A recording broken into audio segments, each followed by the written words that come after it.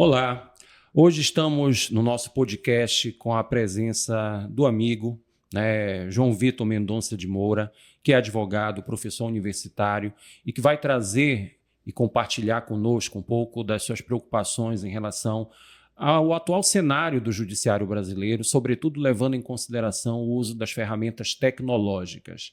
João, gostaria que você se apresentasse para o nosso público, para que a gente pudesse começar aqui nossa conversa. Perfeito. Obrigado pelo convite, professor. Até fazendo aqui só um breve parênteses, o Denis ainda é meu professor no doutorado, então acabo me referindo a ele assim, mas me apresentando, como ele falou, meu nome é João Vitor, eu sou advogado há mais ou menos 10 anos aí, já tenho de formado, tenho um escritório de advocacia onde eu atuo principalmente na área de processo civil e processo administrativo. Fiz o mestrado pela UFPA e eu estou cursando agora o doutorado, tanto o meu mestrado quanto o meu doutorado, seguindo nessa área aí de tecnologia, inteligência artificial, os toques e as interseções que esse tema faz com o direito. E aí tem muita coisa aí legal para a gente conversar, muita coisa que está acontecendo enquanto a gente conversa.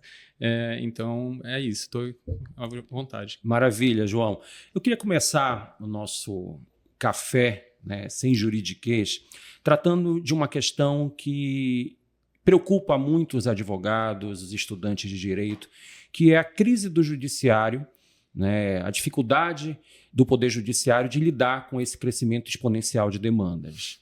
Nós observamos que, ao longo dos últimos anos, os dados estatísticos mostram, principalmente na minha área de atuação, que é o direito do consumidor, que tem havido um crescimento de demandas, mas a resposta não necessariamente é uma resposta adequada, seja porque muitas vezes as pretensões elas são menosprezadas, seja porque valores eventualmente arbitrados a título de indenização, por exemplo, ficam muito aquém da expectativa do jurisdicionado. É como se, na verdade, se transferisse para a parte mais fraca o risco da atividade econômica e o judiciário, de algum modo, fosse leniente com esse processo.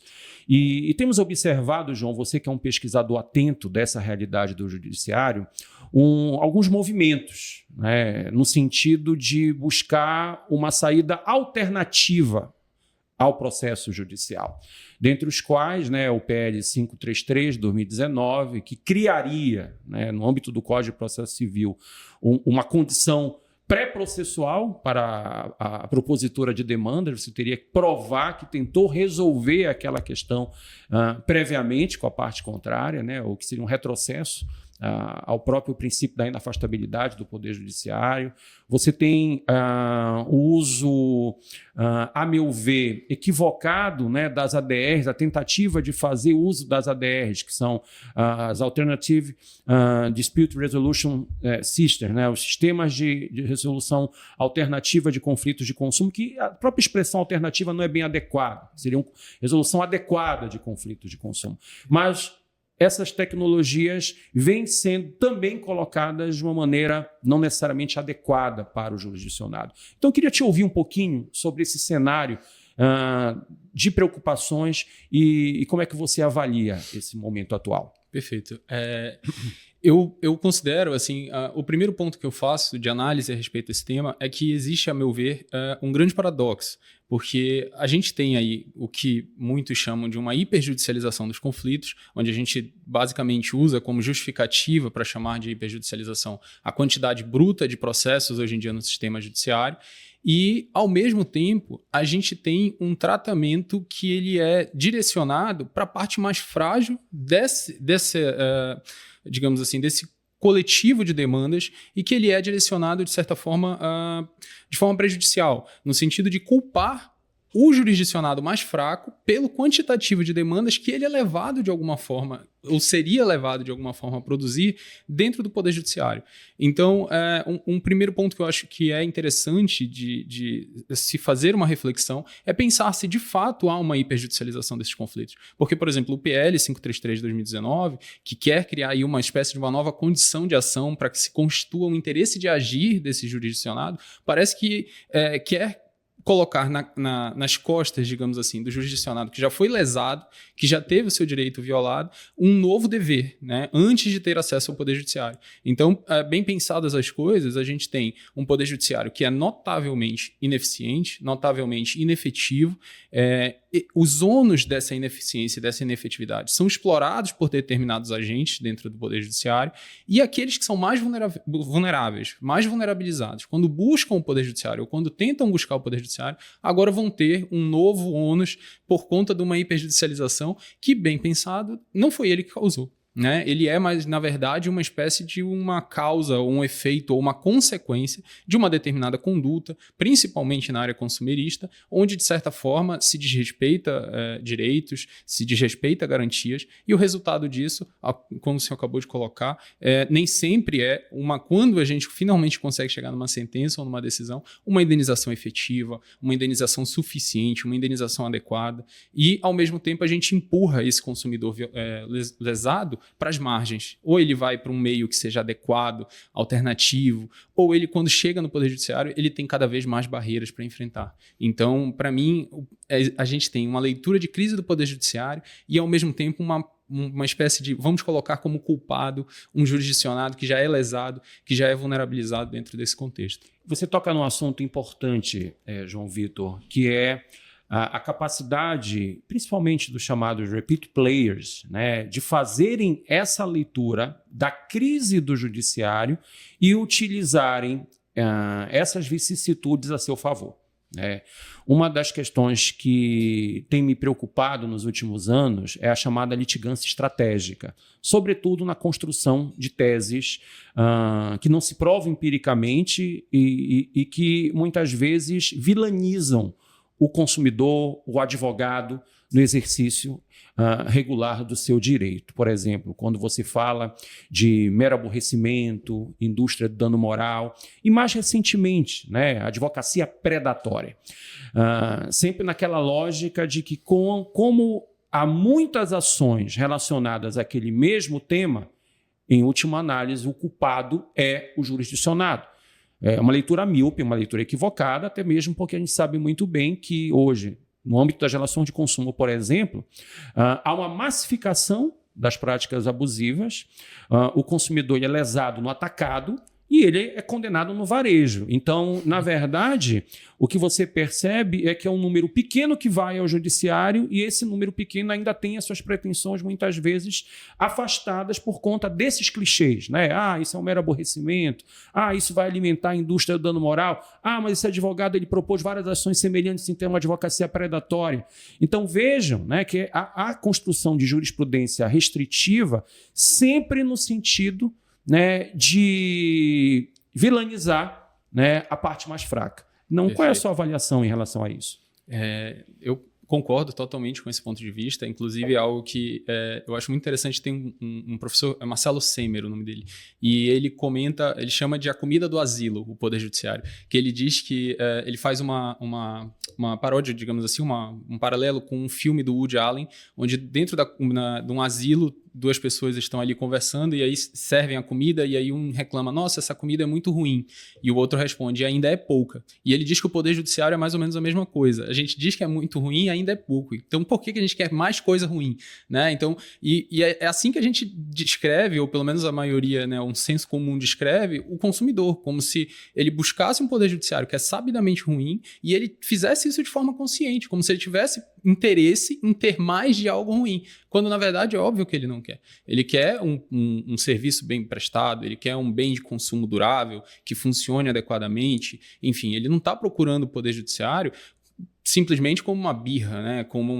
Que é a versão aí dos repeat players ou dos grandes litigantes, enfim.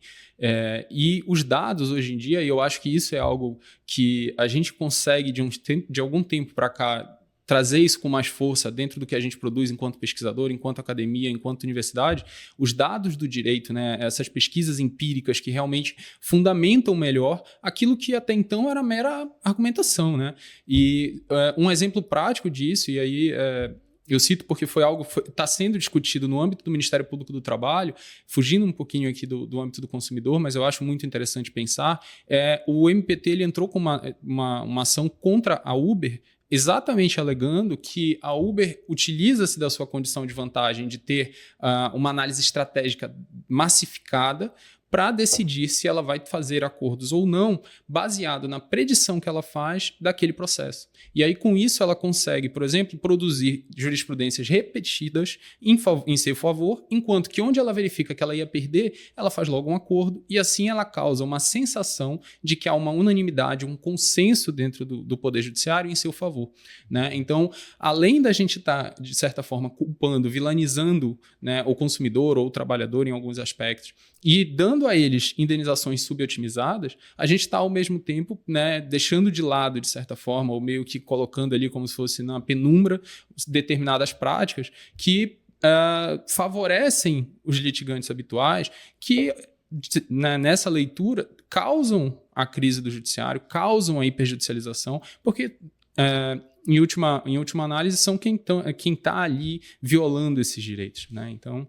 E o João até trouxe aqui, criando aí um certo suspense em relação ao assunto que a gente vai trabalhar mais à frente, que é o uso da inteligência artificial, né, por esses grandes litigantes, dentro dessa lógica da predição de comportamentos, criando uma vantagem processual bastante significativa, né, em relação ao usuário. Mas ainda dentro dessa questão da crise, João, concordando inteiramente com a sua fala, você observa, né, que, por exemplo, indústria do dano moral, tem uma pesquisa muito boa da professora Flávia Puchel, que ela fez um recorte metodológico, ela fez um levantamento de indenizações proferidas no âmbito de vários tribunais da Justiça Comum Estadual, no âmbito da Justiça Federal, Justiça do Trabalho, e levou em consideração apenas processos, né, que envolviam indenização por dano moral. Nessa pesquisa, ela chegou a um dado, né, que para mim ele é um dado muito ilustrativo de o quanto esse clichê que foi criado da indústria do dano moral ele se propagou de maneira indevida, que apenas 3%, né, do total das indenizações arbitradas a título de dano moral ultrapassava R$100 mil. Né? Então, R$100 mil é um valor que não gera o enriquecimento do consumidor. Sobretudo levando em consideração a gravidade da conduta, a repercussão na esfera jurídica, subjetiva da vítima, e muito menos esse valor tem um condão de influir na saúde financeira da empresa, né? De garantir que a empresa vá, de algum modo, ter um prejuízo nas suas atividades. Então, isso mostra, né, que há sempre o exercício, né, de uma tese que, por mais absurda que seja, ela é repetida, né, constantemente, até o momento que um juiz vai e pinça aquela decisão, usa como fundamento e aquela decisão ela passa a ser utilizada também de maneira repetitiva como um suposto precedente para que aí um tribunal também acolha e, eventualmente, num tribunal superior, você tenha uma jurisprudência restritiva a partir de uma premissa empiricamente falsa. Né? Então, isso realmente é um problema.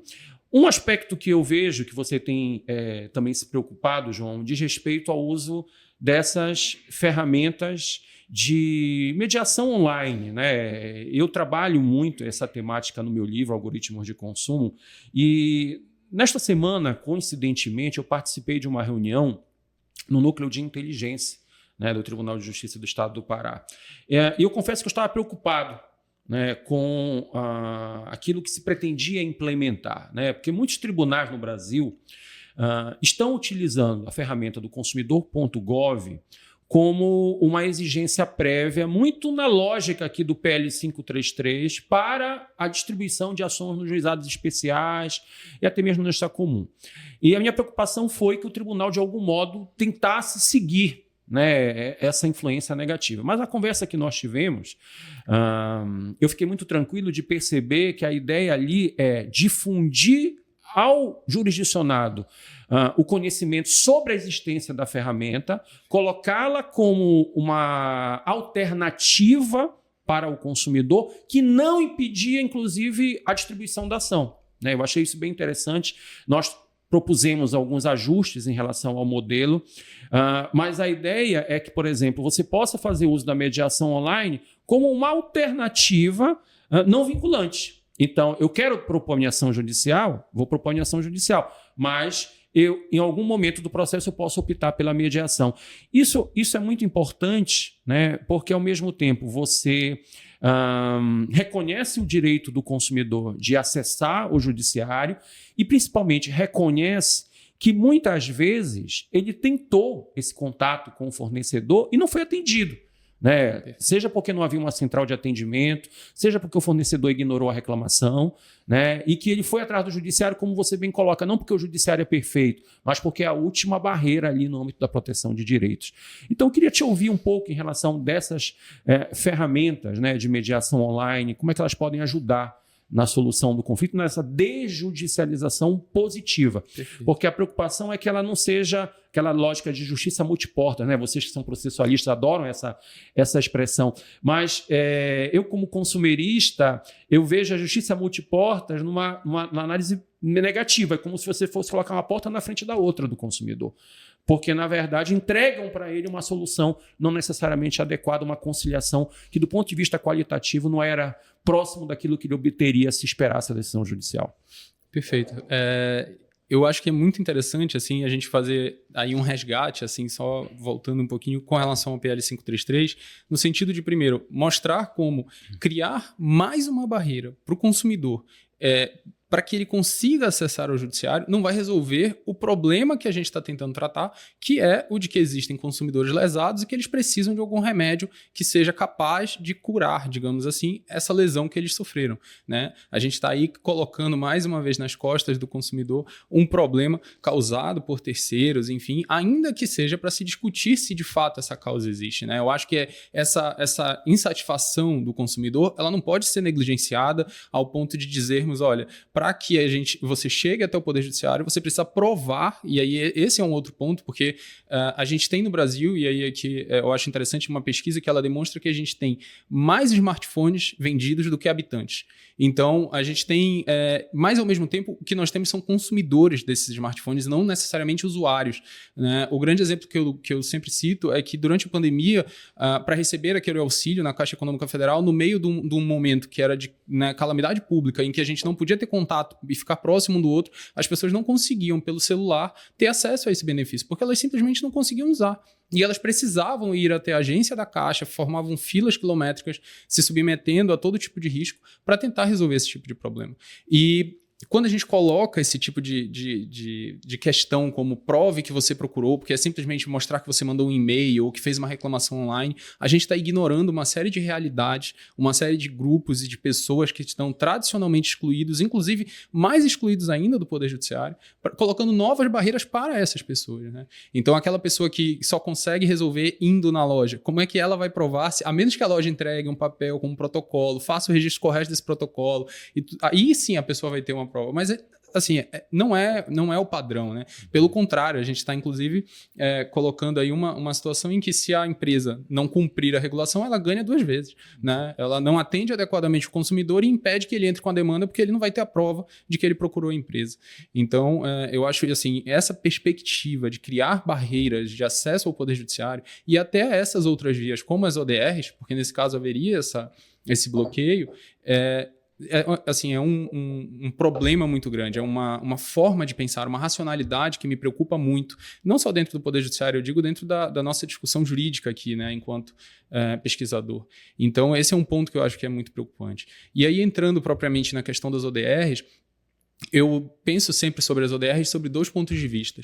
O primeiro é para quem a gente está desenvolvendo esses sistemas, para quem as Online Dispute Resolutions devem servir. Né? E pensando aí no Poder Judiciário, eu acho muito interessante isso que você acabou de colocar, porque a gente percebe que o Poder Judiciário está pensando de fato no jurisdicionado, né, e não em si próprio.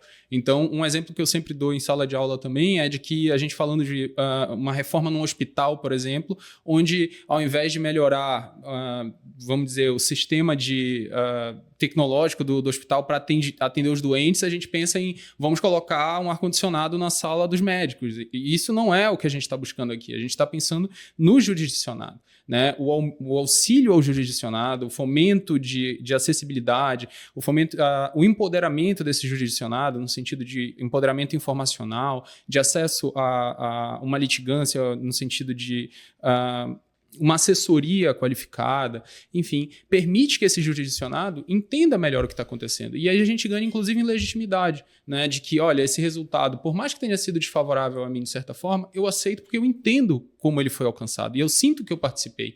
Então, essa perspectiva das ODRs eu acho que é muito interessante, de pensar que ela é feita para o jurisdicionado e que ela permite a ele ter mais participação dentro do processo, né? Não numa perspectiva, e aqui eu volto para os processualistas, né, do contraditório, mas de um contraditório que ele é individual, né, e não mediado ou intermediado pelo advogado, pelo defensor, pelo juiz, enfim. Então eu acho assim, bem interessante essa perspectiva das ODRs. E aí, só concluindo um segundo ponto com relação às ODRs, bem breve também, é a perspectiva de que o Poder Judiciário, quando ele desenvolve essas ODRs, ele tem uma premissa de fato, atingir um ideal de justiça. Porém, a gente tem que tomar muito cuidado quando a gente está falando de ODRs que podem ser desenvolvidas por sujeitos que não necessariamente vão estar em busca desse mesmo ideal. E eu acho que a gente precisa fazer esse recorte quando a gente vai fazer análise desse tipo de sistema. A gente tem que ter isso em mente, esse tipo de preocupação, até para que a gente possa analisar os resultados que a gente está trabalhando.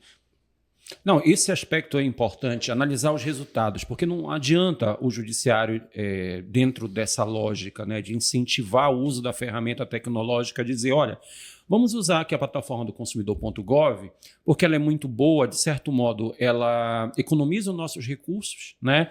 Ela dá a possibilidade desse consumidor resolver rapidamente o conflito, mas não necessariamente garante uma solução justa, porque uma coisa é você estar discutindo com o fornecedor o descumprimento de uma obrigação que repercutiu na esfera subjetiva, gerando danos. Dificilmente, no âmbito de uma mediação online, o fornecedor vai aceitar fazer algum pagamento, alguma compensação econômica ao consumidor. Normalmente, ele vai se preocupar exclusivamente em cumprir a obrigação que deveria ter sido cumprida de maneira espontânea há muito mais tempo, né?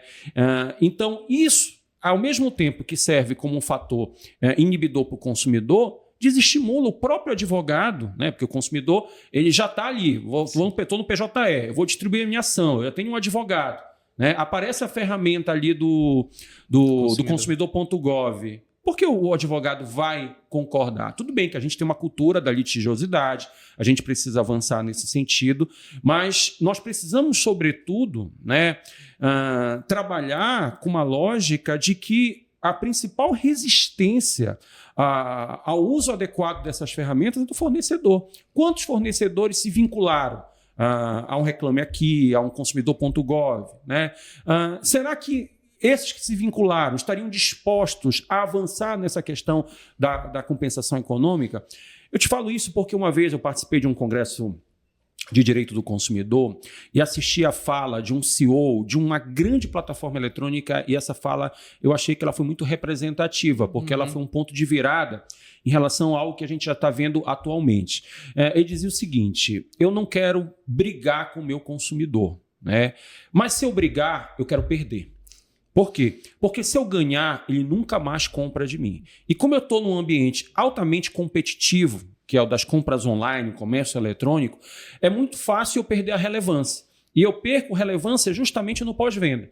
Então, por que isso foi representativo? Porque essa plataforma hoje, ela é responsável pela principal ferramenta de mediação online que temos no Brasil hoje, tá? E que funciona relativamente bem. Tanto é verdade que essa plataforma ela tem apenas, vou divulgar, Mercado Livre, trabalho inclusive com esse dado empírico no meu livro, porque ela alega que tem apenas 3%, né, dos seus conflitos judicializados. Tudo se resolve na mediação.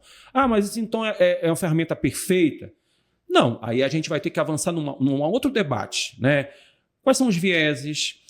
Será que as alternativas que são programadas pela inteligência artificial não direcionam a escolha do consumidor para uma solução assim utilitarista? Olha, é melhor eu aceitar isso do que ter que esperar o tempo com isso, mas não necessariamente era o melhor caminho, né? Então a gente vai avançando nos debates. Então, essa é uma questão que realmente chama a nossa atenção. E me permite já iniciar o segundo tema aqui, que eu acho que é relevante no nosso debate, que é justamente o uso da inteligência artificial pelo judiciário. Né? Eu sempre que comecei a trabalhar essa questão, João, eu lia que o judiciário só usaria a inteligência artificial para a sua atividade meio. Eu vou organizar aqui essas provas, eu vou estruturar estatisticamente aqui as decisões, eu vou municiar o magistrado aqui de uma ferramenta de pesquisa, mas nunca ela adentraria no conteúdo decisório. E me chamou a atenção a fala do ministro do Supremo Tribunal Federal, o ministro Barroso, a quem eu admiro bastante, e que disse que muito brevemente estaremos lidando com decisões proferidas por inteligência artificial. Como é que você analisa isso? Nós estamos preparados para essa realidade, João? Essa aí é talvez a grande pergunta a respeito do assunto.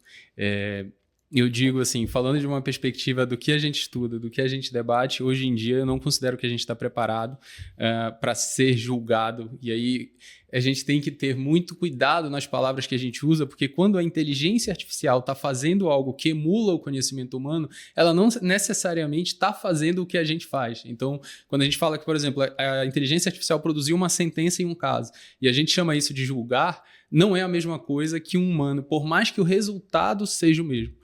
Né? Então, a forma como ela alcança aquele resultado é diferente de um humano. A forma como ela funciona é diferente de um ser humano. Então, não além de se a inteligência artificial vai ser capaz de alcançar aquele resultado, se nós queremos que a inteligência artificial substitua, assim, eu diria, o funcionamento humano, a questão de empatia, de inferências, de conexão, de experiência, enfim, tudo isso a gente não consegue colocar isso ainda dentro de uma inteligência artificial. Então, de que forma, mesmo que nós consigamos produzir o resultado decisão, nós queremos que isso aconteça da forma como está sendo discutida. Né? Então, eu acho que a gente tem que começar por aí. E eu acho que o uso da inteligência artificial tem um condão de agravar o processo de objetificação do jurisdicionado, que é um processo que já está bastante avançado, porque quando você olha as métricas de produtividade dos tribunais, há muito tempo se deixou de olhar aquele sujeito,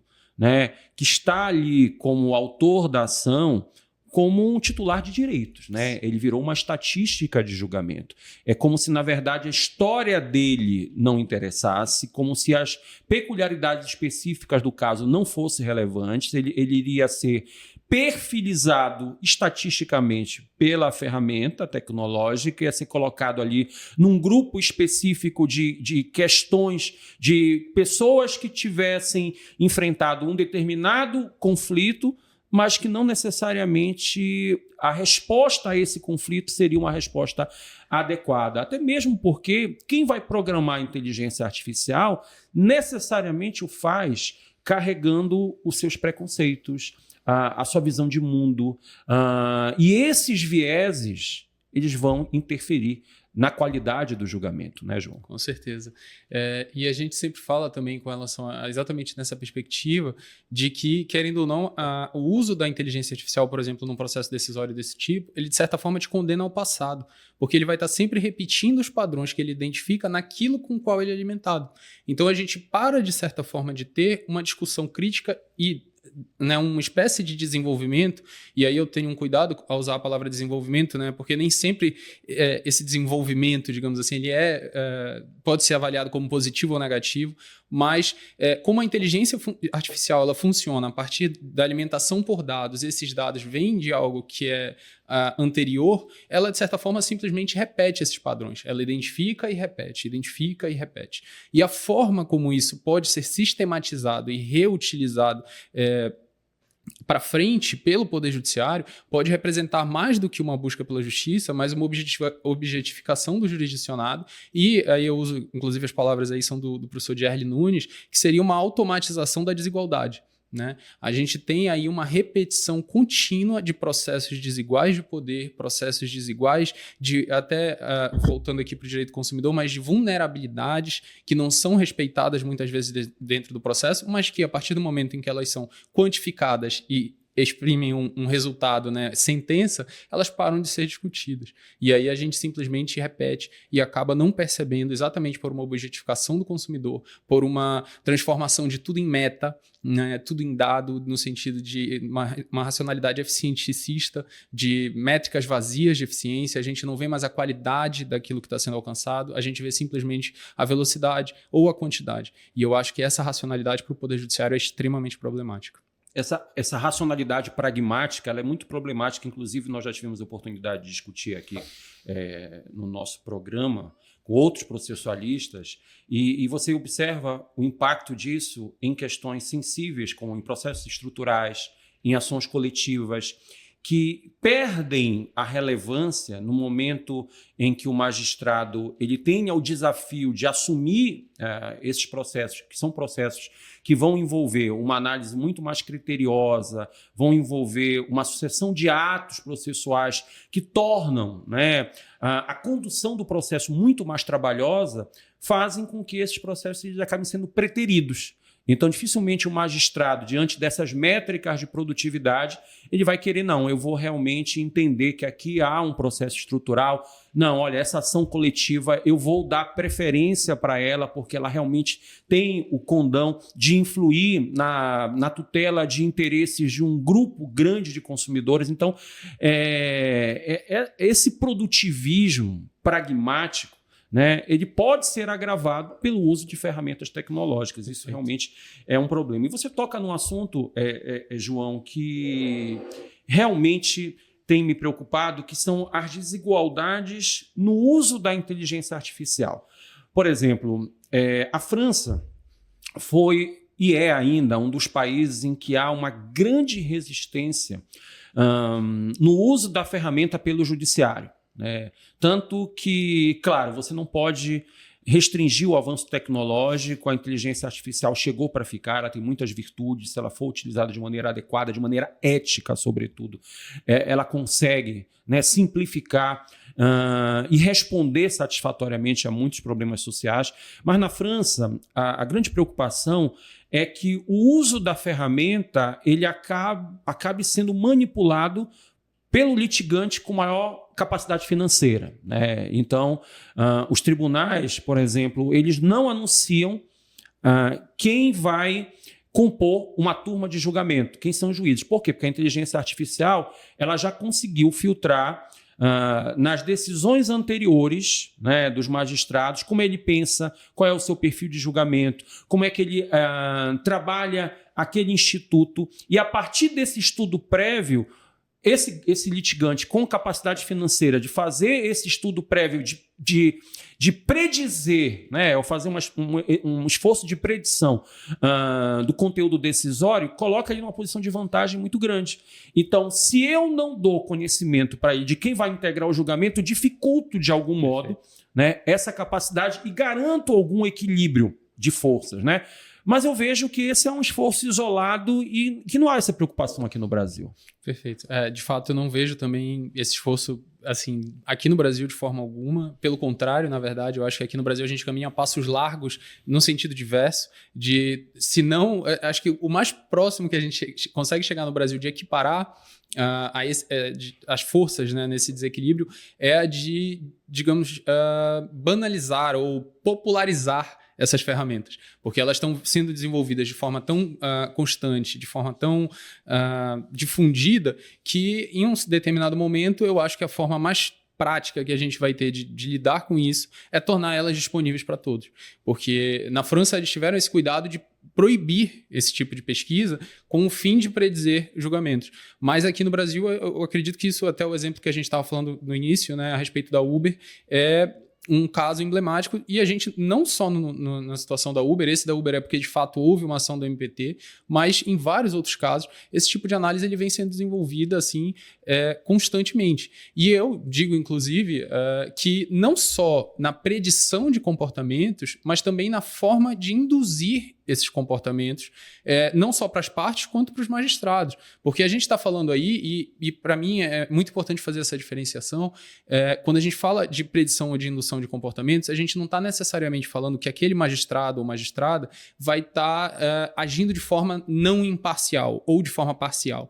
Na verdade, a gente está, por meio de instrumentos tecnológicos, por meio de informações obtidas a partir de ferramentas de tecnologia, conseguindo induzir comportamentos que estão em um nível até pré-reflexivo daquela pessoa. Então, é como se ela mantivesse a sua imparcialidade diante daquele julgamento, mas ela fosse empurrada. Ela não percebesse o nível de influência. Ela nem consegue perceber o nível de influência que ela está submetida. E nem consegue perceber que, se não fosse essa influência, ela tomaria uma decisão diferente. Né? Então, a gente tem aí alguns exemplos, e aqui eu vou citar só um, assim, com relação a esse tipo de influência que se tenta utilizar, que é, por exemplo, em casos de grandes desastres ambientais, determinadas empresas utilizam de propaganda para falar sobre as boas ações que elas estão fazendo nas áreas devastadas por elas em relação às pessoas que sofreram dano. E aquilo, às vezes, inclusive os gastos dessas empresas, supera o que elas pagam em indenização. Mas o que é divulgado, obviamente, são as grandes ações que elas estão fazendo, os esforços que elas estão fazendo para, entre aspas, assim, conter um dano que ela mesma causou. Mas a versão que chega até um magistrado, até um promotor, até um advogado que está pelo litigante ali, é outra totalmente diferente. E aquilo, como a gente estava falando mais cedo também, de tanto aparecer, de tanto ser repetido, inclusive por em ferramentas de inteligência artificial, se confunde com a realidade e acaba influenciando, querendo ou não, no comportamento de todos aqueles que estão envolvidos naquele processo. E é o que nós chamamos de distopia da litigância, né? Você, dentro dessa perspectiva do uso da ferramenta, você perde o senso de controle, de responsabilidade e naturaliza, né, o uso da inteligência artificial como se ela fosse imune, né, a esse tipo de preconceito, de viés determinista. Né? Esse determinismo algorítmico ele é problemático, porque, como você bem coloca, a abordagem ela é sutil. Você vai se habituando àquele comportamento, você naturaliza aquele comportamento e passa a confundir a informação passada pela inteligência artificial com uma informação que foi construída por você. Então, essa perda, né, de memória na construção da informação faz com que você siga um determinado caminho que, se não fosse aquela influência subliminar, jamais você teria optado, né, por aquela posição e teria seguido num sentido diferente. Então, essa preocupação com o uso acrítico, né, com o uso amoral da inteligência artificial, ela, sem dúvida nenhuma, ela vai repercutir negativamente na qualidade da prestação jurisdicional. Né? E nós não estamos pensando nesse aspecto. Uma das minhas preocupações quando se fala de inteligência artificial é sempre essa perspectiva otimista ou até mesmo lúdica da ferramenta. Né? Ai, que maravilha! Poxa, como ela simplifica a nossa vida, como é que a gente não teve acesso antes, né?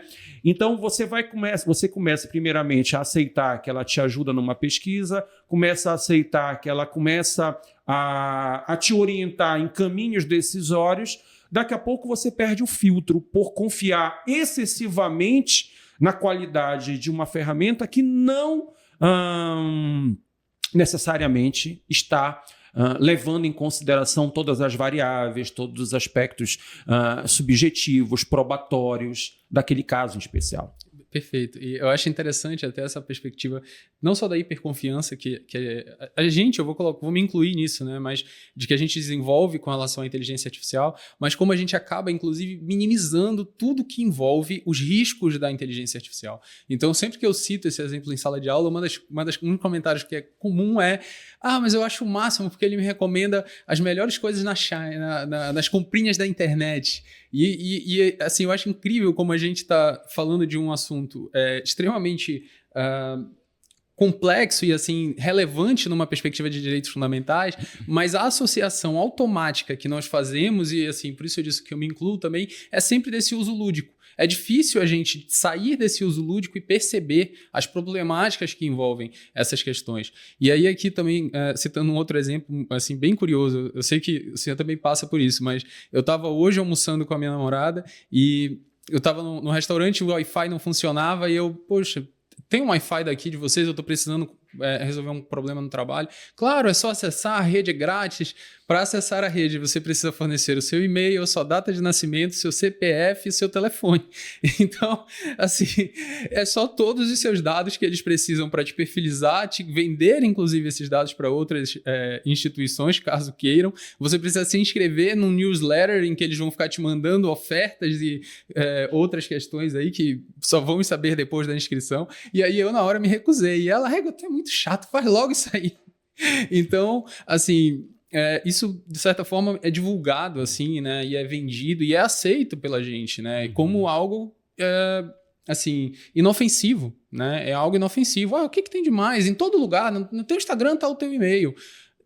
Tudo bem, mas nem deveria estar isso de forma divulgada para outras pessoas, né? Essa questão dos nossos dados, e aí é a velha máxima, né? E eu sei que o senhor fala isso a respeito também, de que todo serviço gratuito, o produto é você, né? E a gente está nessa perspectiva tanto dentro quanto fora do Poder Judiciário, porque a gente, dentro do Poder Judiciário hoje, também está submetido a modelos de inteligência artificial desses grandes litigantes, que quanto mais dados eles têm da gente ou do nosso processo, mais vantagens eles obtêm nessa perspectiva. E realmente, João, essa é uma questão bem curiosa, e eu já passei por situações assim hilárias, como, por exemplo, chegar no supermercado, a caixa perguntar: olha, você quer fazer... você tem um cadastro para concorrer ao carro? Eu falei: não tenho cadastro. Como não tem? Você não quer fazer? Eu falei: não quero fazer. Mas como assim você não quer fazer? Eu falei: não, eu não quero fazer o cadastro. Aí até você explicar: olha, existe toda uma questão de privacidade, de informações sensíveis, que você não vai perder o seu tempo para explicar, porque é difundida essa cultura, né, de que aquilo ali é inofensivo, que o uso daquelas informações ficará supostamente restrito àquele estabelecimento para supostamente criar uma relação de fidelidade com o consumidor, quando na verdade nós sabemos que aquela informação ela vai ser compartilhada para direcionamento publicitário dentro dessa lógica da perfilização. E aí me preocupa também, João Vitor, que um dos grandes desafios em relação ao uso dessas informações é a proteção dos dados, né? Então, se hoje nós somos vítimas de golpes, fraudes, justamente pelo vazamento dessas informações sensíveis, né? O meu receio é que, no âmbito do judiciário, em que você está lidando, né, com aspectos ainda mais privados da vida do sujeito, essa situação fique sem controle, né? Então, como garantir, né, que aquela ferramenta de inteligência artificial que está supostamente servindo ao judiciário, ou seja, prestando um serviço público dentro do seu deep learning, né, ela não consiga aprender sobre aquela realidade, não apenas do caso específico, mas em relação àquela conflituosidade específica, né, de uma região, e usar aquela ferramenta em desfavor, né? Não apenas do usuário, mas da sociedade de um modo geral, né? Entender que, olha, aqui existe um problema relacionado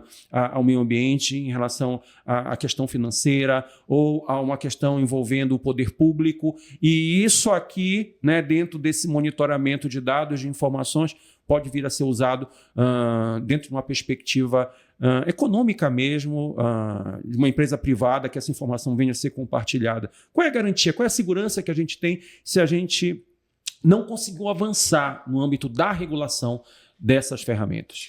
Esse é um grande problema, assim. Ou até também, algo que eu costumo brincar, aquela frase que eu acho que talvez é a mais famosa do direito, que é: tudo que você disser poderá e será usado contra você. a gente hoje em dia, todo dado que você produz poderá e será usado contra você, no caso aqui no tribunal, né? Então, essa perspectiva ela existe, e eu acho que assim, tem duas grandes perspectivas teóricas que, além da regulação, para mim deveriam ser incluídas aí nesse debate, para que a gente tenha uma possibilidade de algum controle, ou de pelo menos algum direito de se defender diante desses avanços ou dessa má ou indevida utilização dos nossos dados. A primeira é a perspectiva da explicabilidade, né? A explicabilidade no sentido de que aquele sistema que está sendo utilizado ou ao qual eu estou sendo submetido seja explicável. E essa questão é muito complicada, porque ser explicável é muito mais do que dizer o que ele faz, né? Então a gente tem hoje inteligências artificiais que atuam dentro do Poder Judiciário, por exemplo, agrupando determinados processos. Isso é o que ela faz, mas como ela funciona? Por que o meu processo vai ser agrupado a outro processo? Qual é o critério que leva a esse agrupamento? Como é que o algoritmo identifica isso? Com quantas palavras ele dá o gatilho para que aquela saída seja o agrupamento? Isso tudo é algo que a gente precisa debater dentro da sociedade para que a gente consiga, de fato, entender o que está acontecendo. E, na prática, hoje, nós não temos ainda esses dados, né? Então, eu acho que isso é extremamente preocupante. Inclusive, um dos desafios mais importantes dentro da inteligência artificial está justamente na capacidade do sujeito ser qualificado para dar o comando correto, né? A chamada engenharia de prompt, ela cresceu assustadoramente e o segredo do uso adequado ou eficaz da inteligência artificial ele está diretamente relacionado à sua capacidade de pedir de maneira correta, né? Então, será que os nossos magistrados estão preparados para fazer isso dentro disso que você acabou de falar, né? Será que ao pedir de maneira errada, a inteligência não vai selecionar aquele caso que não deveria estar sujeito à mesma regra de julgamento de um caso parecido, mas não igual? Né? Qual é a garantia que eu tenho? Essa auditabilidade da decisão, né? Isso é bem curioso, porque é complicado quando você lida com a inteligência artificial, porque muitas vezes, né, esse processo ele ocorre de maneira sigilosa, né? E quando há um caráter discriminatório, excludente, eu poderia até dizer que ele ocorre de maneira clandestina. E no judiciário, né? Como é que eu vou me precaver, né, sobretudo hoje com uma jurisprudência restritiva, sobretudo no âmbito dos tribunais superiores, em recursos especiais, recursos extraordinários, em que você, vencida aquela discussão no âmbito estadual, dificilmente você vai conseguir chamar a atenção para o fato, olha, aqui tem um distinguish, aqui este meu caso não se enquadra nesse tema, não se enquadra nessa situação que foi utilizada para rejeitar a minha pretensão. Né? Então, eu acho que isso agrava, eu diria, não a vulnerabilidade, mas a própria hipossuficiência do consumidor, né? Que já tem uma condição de desvantagem técnica, jurídica, e o uso da ferramenta de inteligência artificial dessa maneira, a crítica não controlada, teria o condão de prejudicar ainda essa hipossuficiência do consumidor. Com certeza. E ainda tem uma perspectiva que, para mim, se soma a tudo isso que a gente está conversando aqui, que é a de, primeiro, para quem isso está sendo feito, porque, para mim, essas mudanças, principalmente com relação a, por exemplo, a admissibilidade de recursos, ela é uma mudança top-down, né? Então ela vem de cima para baixo, ela não vem, mais uma vez, pensada no jurisdicionado em como favorecer o acesso à justiça, ela vem pensada em como organizar melhor para que menos recursos cheguem nos tribunais superiores. E isso é uma perspectiva preocupante em si. E a segunda questão já existem dados que comprovam que mesmo com a utilização dessas ferramentas, apesar de, obviamente, elas facilitarem a receptividade de recursos, por exemplo, nos tribunais superiores, desde que elas foram implementadas, a recorribilidade dessas decisões aumentou. Então, a gente acaba tendo um problema reflexo, porque a gente tem um uso que, de certa forma, não vem sendo, pelo menos ao que os dados indicam, bem aceito pelos litigantes, ou pelo menos que incentiva esses litigantes a não dar legitimidade a essas decisões e a seguirem recorrendo. Então, o resultado que se esperava acaba trazendo um outro reflexo que precisa ser, né, levado em consideração quando a gente avalia essas ferramentas. Porque eu acho que uma das perspectivas muito importantes no uso bem feito ou bem direcionado da inteligência artificial é essa avaliação constante. O período de testes ele é permanente, né? A gente faz um desenvolvimento, a gente faz um planejamento, a gente coloca aquilo em uso, apesar de ser um uso controlado, e a partir dos resultados a gente está constantemente aprimorando esse sistema. E isso é algo que me preocupa no uso dessas ferramentas dentro do Poder Judiciário. Se há esse estudo constante dos resultados para que a gente faça um aprimoramento, né? Então, essa perspectiva ainda dentro do Poder Judiciário, eu acho que ela ainda é incipiente. Essa discussão, ou pelo menos ela não é publicizada tanto quanto deveria, porque eu confesso que nas minhas pesquisas eu não vejo a discussão sobre esse aprimoramento dessas ferramentas. Eu vejo, por exemplo, a entrevista do ministro Barroso falando em avançar. Mas e as ferramentas que nós já temos? Elas estão constantemente aprimoradas? Os resultados estão sendo constantemente avaliados para ver se aquilo que a gente esperava está sendo alcançado? Então, são perguntas, eu acho, que a gente tem que se manter fazendo na discussão sobre a inteligência artificial no judiciário. A minha grande preocupação, João, é que estejamos já vivendo, né, naquele mundo distópico da série britânica Black Mirror, em que muito em breve nós, enquanto seres humanos, teremos uma participação cada vez menor no âmbito das atividades profissionais e no âmbito do judiciário. Daqui a pouco, as inteligências artificiais elas vão conversar entre si. Eu vou te dar um exemplo prático.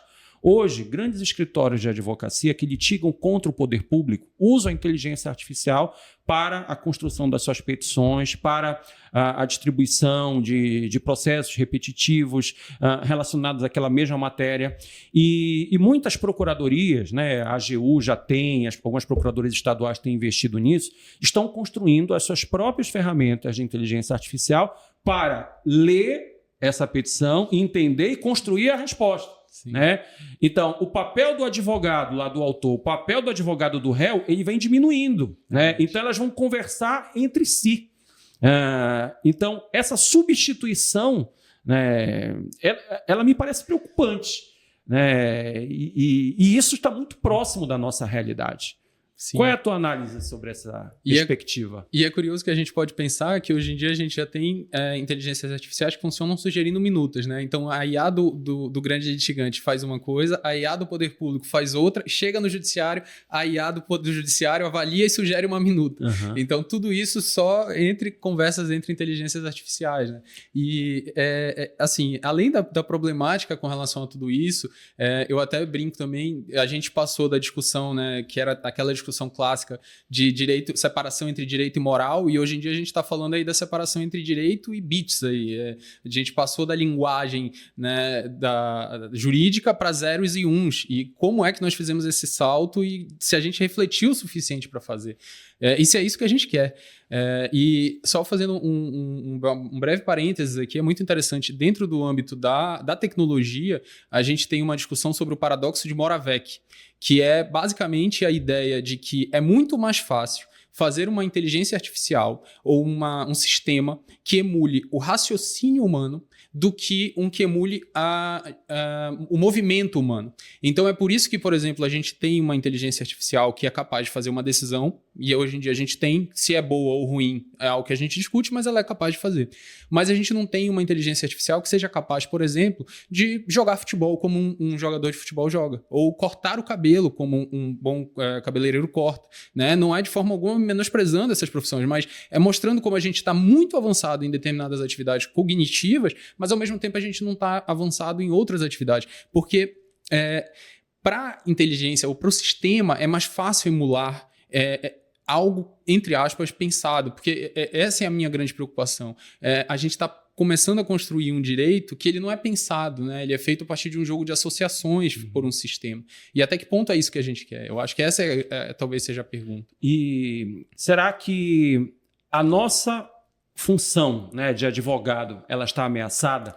Porque olha só, João, e eu falo disso no meu livro, algo que nos torna diferentes dos animais e algo que a inteligência artificial ainda não conseguiu desenvolver, né, foi a dialeticidade do ser humano, né, que é justamente a capacidade dele quebrar previsões.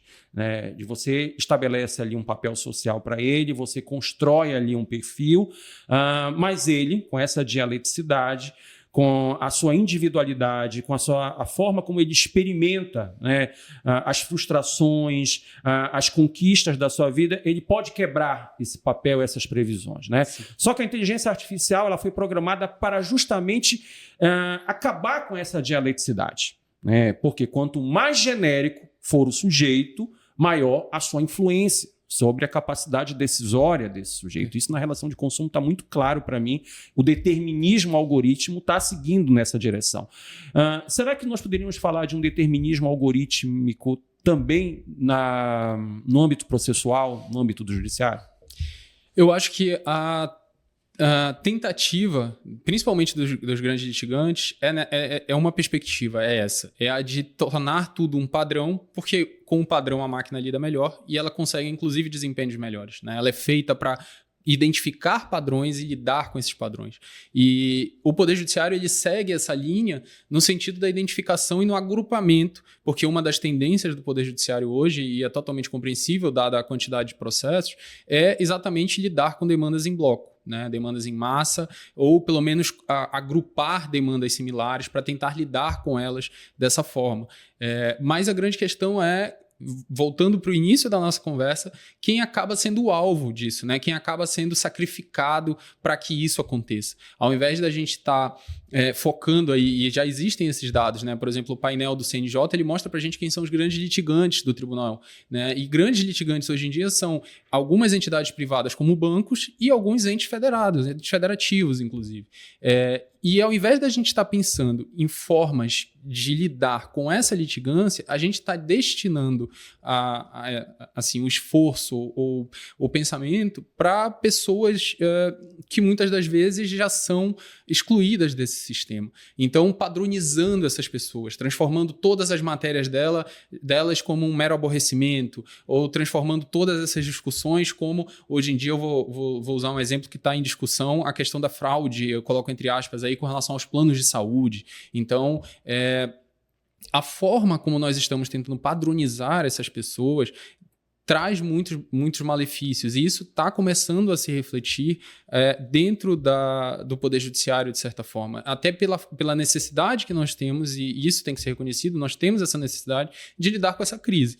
Mas, a meu ver, nós tínhamos que estar mais focados naqueles que são os grandes litigantes e talvez, inclusive, transferir o ônus dessa causa que é esse excesso de litígios para esses grandes litigantes e não necessariamente para o consumidor, para o indivíduo, para aquela pessoa, para o cidadão. Né? Não, perfeito, excelente, João. Queria que tu falasse um pouquinho do teu livro, que foi resultado da tua dissertação de mestrado, que está aqui na tela, né? Execução em Crise e o Poder dos Dados. Vou pegar ele claro. Aqui. Então, foi o fruto da minha dissertação de mestrado. Eu volto, né, no livro ao estudo da inteligência artificial, mas focando no uso dela na execução. E a ideia é exatamente abordar a crise do Poder Judiciário que a gente está falando aqui, só que especificamente no poder na fase executiva do processo. E uma das perspectivas que a gente tem, o que pelo menos eu apresento aqui na pesquisa, é de que a gente pode, por exemplo, para citar um exemplo bem básico, usar uma inteligência artificial para deferir ou indeferir sistematicamente e sucessivamente todas as medidas atípicas que nós temos hoje em dia dentro do Poder Judiciário na fase executiva. Então, é padronizado. A gente pede um Sysbajude, não localizando, a gente vai para um Renajude. Não localizando, a gente vai para um Infojude. Não localizando, a gente vai para um Sniper. Enfim, isso, inclusive a ordem como essas medidas venham a ser utilizadas, eu nem acho que é tão problemático. Eu não vejo problema delas serem invertidas, inclusive, no caso. Mas, para os juízes, para o Poder Judiciário, inclusive, isso vem ocorrendo de forma sistemática. E eu não vejo problema de que a gente tenha uma inteligência artificial que faça isso pelo magistrado. Uhum. Uma tarefa mecânica, inclusive, que poupa tempo para o magistrado, que poupa tempo para o jurisdicionado e que produz, ao final, e essa proposta está dentro do livro, um relatório unificado de situação patrimonial do devedor. E aí a gente para de ficar discutindo sucessivamente, o processo vai concluído, o juiz dá um despacho, volta para a secretaria, esse despacho é publicado, a parte recebe a publicação, tem um prazo para responder, ele volta concluído, enfim, e a gente sucessivamente está fazendo ali medidas. A partir do momento que esse resultado é publicado e a parte tem acesso a ele, inclusive permite que a gente tenha uma utilização de medidas executivas atípicas de forma mais célere e mais fundamentada, e a gente tenha de novo a resolução de um problema que para mim é muito grave, que é o problema da legitimidade daquela decisão. Porque a gente passa a confiar mais naquele resultado. Porque hoje os jurisdicionados eles têm muito a sensação de que todo devedor que não paga conseguiu escapar da justiça. E, na verdade, a gente tem um problema de inadimplência crônico no Brasil que deve ser reconhecido no Poder Judiciário. Existem processos que estão fadados ao fracasso, porque a parte, de fato, não tem dinheiro para pagar. Mas existem outros que, de fato, ela consegue escapar do Poder Judiciário. E eu acho que a tecnologia, a inteligência artificial, principalmente, ela pode ser utilizada para abordar esses problemas e para apresentar soluções que tornam tudo isso muito mais racional. No livro eu chamo de otimizar a tutela executiva, mas essa é uma das propostas que eu trago aí dentro do livro. Pô, maravilha, excelente. Sem dúvida, a execução, a fase de cumprimento de sentença é um dos pontos mais complicados, né, dentro dessa lógica de satisfação da decisão, dentro do atendimento daquela expectativa do jurisdicionado e, sem dúvida nenhuma, o uso adequado dessas ferramentas teria um impacto muito positivo. João, o café estava ótimo, a conversa foi excepcional. Acho que nós conseguimos trazer aqui muitos temas atuais dentro desse debate importante do uso das ferramentas tecnológicas no processo. E eu quero agradecer a tua participação, ter compartilhado um pouco aqui das tuas pesquisas e abrir para as tuas considerações finais. Bem, eu queria agradecer, na verdade, o convite, a possibilidade de conversar sobre esse assunto. Para mim é sempre uma alegria muito grande, não só conversar com você, mas sobre esse assunto. Assim, é algo que para mim é necessário. A gente precisa estar compartilhando esse debate, ampliando esse conhecimento e principalmente fazendo isso sem utilizar de uma linguagem muito rebuscada, de conceitos, falar em latim. É óbvio que tudo isso está ali subjacente, mas a gente está focado aqui em difundir um conhecimento, né? E eu acho isso muito interessante, essa proposta muito interessante. Essa perspectiva, eu sempre repito também a ideia de que a gente está simplificando a linguagem sem simplificar o conceito. E a gente consegue, dessa forma, democratizar esse conhecimento. Então, assim, cumprimento a iniciativa do podcast, por isso é uma felicidade muito grande poder estar aqui. E, assim, recomendar a todo mundo que está ouvindo a gente que entre em contato com o professor Denis ou comigo, caso queiram conversar um pouquinho mais sobre esse assunto. A gente está à disposição. Acredito que vão haver outras conversas sobre o assunto também. Assim, já temos aí os livros publicados, temos alguns artigos, mas para quem quiser outras recomendações ou quiser conversar um pouquinho mais sobre o assunto, tem muita coisa legal e fico à disposição, professor. Muito obrigado. E é isso. Como o tema é rico, certamente esse é o primeiro bate-papo de muitos outros que virão. Obrigado, João. Com certeza. Muito obrigado. Muito obrigado. Com isso, a gente encerra o nosso bate-papo de hoje.